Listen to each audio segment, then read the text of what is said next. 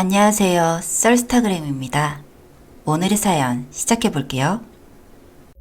평범한 여자가 결혼하면서 겪은 일들입니다.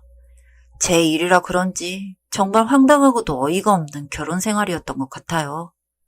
저와 신랑은 어쩌면 조금 특이하게 만나게 되었습니다. 제가 여자치고도 게임을 좋아하는 편인데 신랑을 게임을 통해서 만나게 되었습니다. 당시 제가 하던 게임 자체가 여러 사람들과 대화를 하면서 팀전으로 게임을 하는 것이었는데 제가 게임을 처음 시작한 날 같은 팀이 되었고 제가 게임을 못해서 종종 사람들에게 욕을 먹곤 했습니다. 그런데 신랑은 그럴 때마다 욕하는 거 없이 저와 묵묵히 같이 게임을 해주곤 했어요. 그런 신랑이 같이 게임을 해주고 스킬도 잘 알려주다 보니 자연스럽게 친해지게 되었고 이후 연락처를 교환한 뒤 1년 정도 게임상에서만 만났습니다.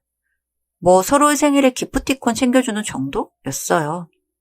그렇게 연락만 하고 지내다가 저는 대구, 신랑은 부산에서 일을 하고 있었는데 신랑이 취업해서 차를 샀다고 저를 만나러 대구까지 내려오겠다고 하더라고요. 저도 굳이 거절할 이유도 없고 해서 실제로 만나게 되었고 그렇게 몇 번의 만남 이후 저희는 장거리 연애를 하는 커플이 되었습니다. 신랑은 게임을 엄청 좋아해서 퇴근 이후에는 거의 집에서 게임만 하고 제가 언제 들어가더라도 대부분 게임에 접속해 있었습니다. 사실 게임하는 게 재미가 있기도 했었지만 게임상으로 신랑을 만나서 이야기를 하며 같이 게임을 하는 게 저는 더 좋았던 것 같습니다.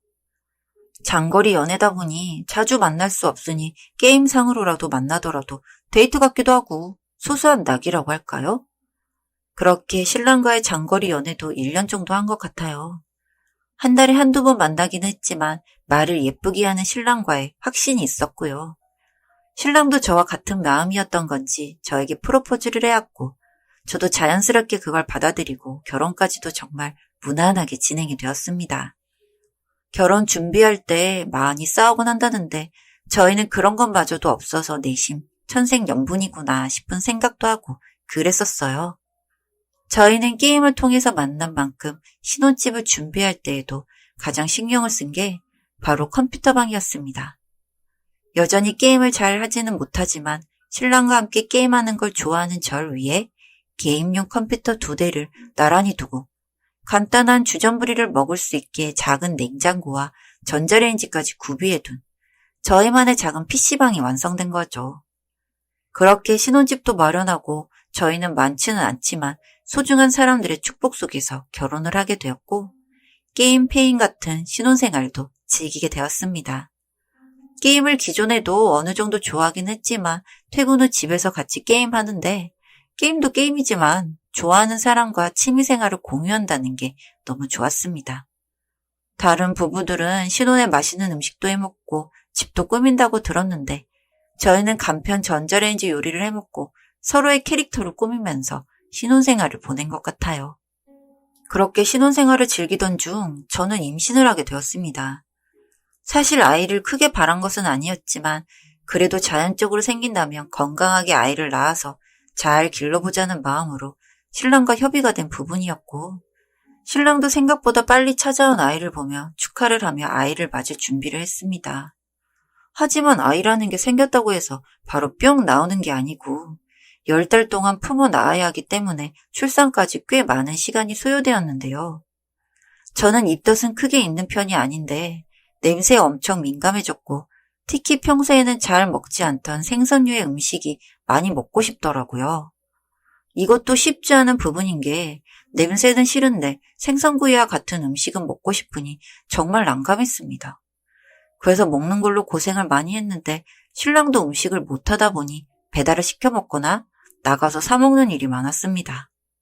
특히 나가서 사 먹을 때면 퇴근을 하고 신랑의 차로 생선구이집까지 가야 하는데 신랑이 그 시간에 게임 이벤트가 걸리거나 퀘스트 같은 걸 해야 한다며 심통을 부려서 초반에 몇 번만 같이 나가서 먹고 대부분 배달을 해서 먹었습니다. 괜히 그런 일로 기분 상하고 싶지 않았으니까요.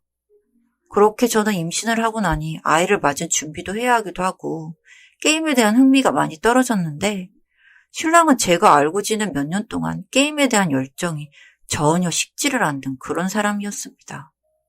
여보, 이제 우리 아이도 태어날 건데 게임은 좀 줄이는 게 좋지 않겠어? 게임이랑 아이랑 무슨 상관인데? 아이도 같이 보고 해야 하는데 당신이 너무 게임만 하고 있으면 집안일이나 아이 보는 거 누가 해? 물론 나도 돕고 게임도 줄일 거야.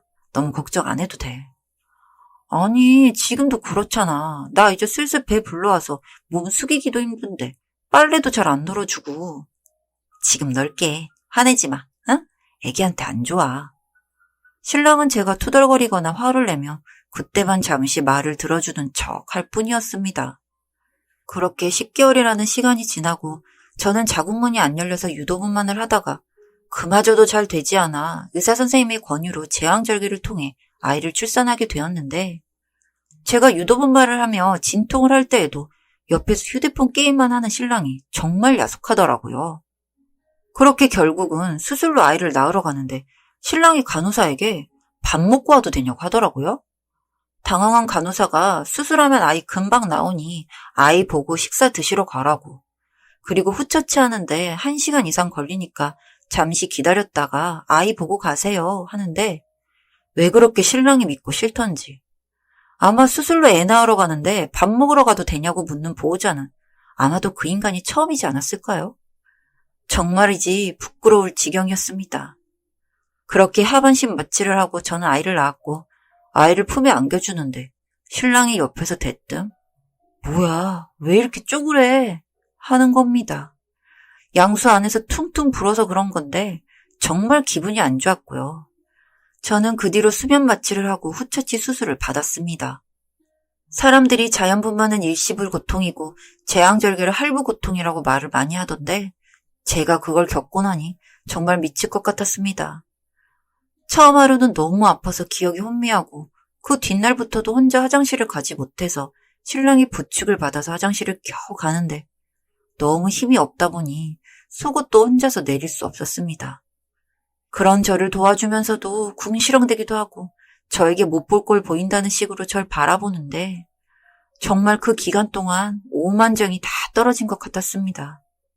그리고 제가 밤중에도 화장실에 가고 싶으면 신랑의 도움을 받을 수밖에 없었는데 신랑이 밤새 폰으로 게임을 해서 분명 곁에 있음에도 제가 참다 화장실을 가려고 말을 하면 이 한 판만 하고 잠깐만 기다려. 뭐 그런 말을 하면서 아파 죽겠다고 오는 제 옆에서 폰으로 게임을 돌리기 바쁘더군요.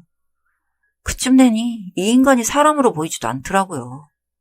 그렇게 병원에 일주일 입원을 하고 산후조리원을 마치고 집으로 돌아왔는데 신랑은 집안일은 제대로 해주지도 않았고요. 게임 방도 얼마나 치우지 않은 건지 컵라면이며 음식물 냄새에 그렇게 친정엄마의 도움까지 받아서 집을 치워두고 아이를 보고 있었는데 퇴근하고 돌아온 신랑은 이제야 집이 집 같다고 하면서 자연스럽게 옷을 벗어두고 게임방으로 들어가 문을 닫는 게 아니겠습니까? 그 뒷모습을 보는데 그동안의 서름이 몰려오면서 아이를 안고 울었습니다. 그때 아마 제 마음도 신랑에게서 멀어져 버린 것 같아요. 그리고 그해 여름에 제가 은행 볼 일이 있어서 잠시 신랑에게 아이를 맡기고 은행을 다녀온 적이 있었는데 아이가 온도에 예민하다 보니 제가 대부분 에어컨 온도를 설정해두고 다녔습니다. 아직 아주 작은 아기였기 때문에 정말 온도 조절을 잘 해줘야 했거든요. 그런데 볼일을 보고 집에 들어왔는데 무슨 은행이나 상점에 들어간 것처럼 찬바람이 나오더라고요. 그래서 화들짝 집에 들어가 보니 아이는 거실에 아기 침대에 누워서 울고 있고 신랑은 방에서 게임을 하고 있었습니다. 저는 너무 열이 받아서 에어컨 코드선을 뽑아버리고 환기를 시켰고 아이를 안고 신랑이 게임하고 있는 방으로 갔습니다. 왔어? 마침 잘 왔어. 안 그래도 애가 울어서 난감했는데. 그 말을 들으니 이게 애 아빠가 맞나 싶은 생각이 들더군요. 정말 미친 거 아닌가요? 전 너무 화가 나서 컴퓨터 코드선도 확 뽑아버렸습니다. 당신 지금 미쳤어? 지금 뭐 하는 거야? 뭐? 미쳐? 지금 미친 게 누군데 큰 소리야. 애기한테 가보려고 했어. 이번 판만 끝나고. 그 게임 한 판에 30분짜리지? 그 시간이면 우리의 무슨 일이 나도 단단히 날 시간이야. 그럼 승급전인데 어떻게 하냐? 이 게임에 미친 인간아. 정말 중요한 판이었다고. 우리 애보다 중요하니? 그게 말이 돼? 당신이 하는 행동을 봐. 정 떨어져 정말. 에어컨 온도 왜 건드려? 애기 감기 걸리면 어쩌려고. 방까지 에어컨이 잘 안 와서. 당신이랑 살면 애 몇 번은 죽이겠다. 나 당신이랑 더 못 살아. 그게 무슨 말이야? 당신 솔직히 집에서 하는 거 있어? 내가 임신했을 때도 출산할 때도 애기랑 집에 왔을 때도 당신 손에 하루 종일 들려있는 건 컴퓨터 키보드랑 마우스 아니야? 너 우리 애기 혈액형은 알고 있긴 해? 내가 뭘 그렇게까지 못했다고 몰아가? 다 필요 없고 이런 아빠면 없는 게 나을 것 같아. 나 한동안 엄마 집에 있을게. 그렇게 저는 게임 중독자 신랑과 이혼을 했습니다. 사실 보는 관점에 따라서 별것도 아니라고 생각할 수도 있겠지만 저희 신랑 게임에 미쳐서 승급전이니 뭐니 중요한 날이라고 저 출산할 때도 안 쓰려던 연차를 게임을 할 땐 아끼지 않고 사용했고요. 저와 아기에게는 안 쓰던 돈을 게임으로 몇십만 원 단위로 현질하던 사람입니다. 그럼에도 아이에게 아빠가 있는 게 좋겠지 하는 마음으로 참아보려고 했지만 이건 도저히 받아들일 수가 없었습니다. 차라리 아빠가 없는 게 낫지 아이에게도 전혀 좋은 꼴을 보여줄 수 있는 사람이 아니었어요.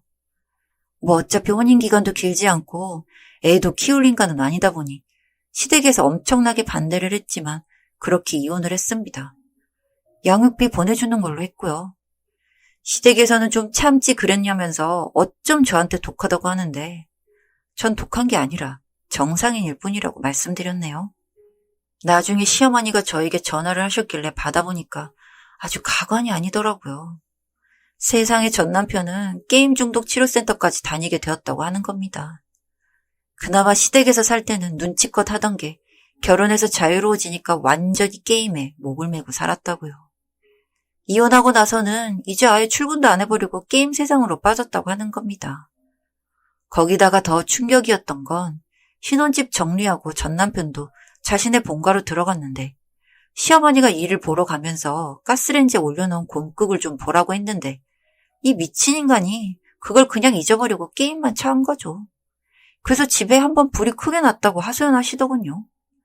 자기 아들 사람 구실이라도 하려면 저와 아이가 필요하다는데 이분이 정말 약을 잘못 드셨나 싶었습니다. 너무 황당하고 분노감까지 올라와서 지금 제 인생하고 제 아기 인생까지 족치려고 작정하셨어요? 불나서 홀랑 타버린 건 당신들 집 하나면 되지 우리까지 홀랑 태우시려고요? 다신 연락하지 마세요.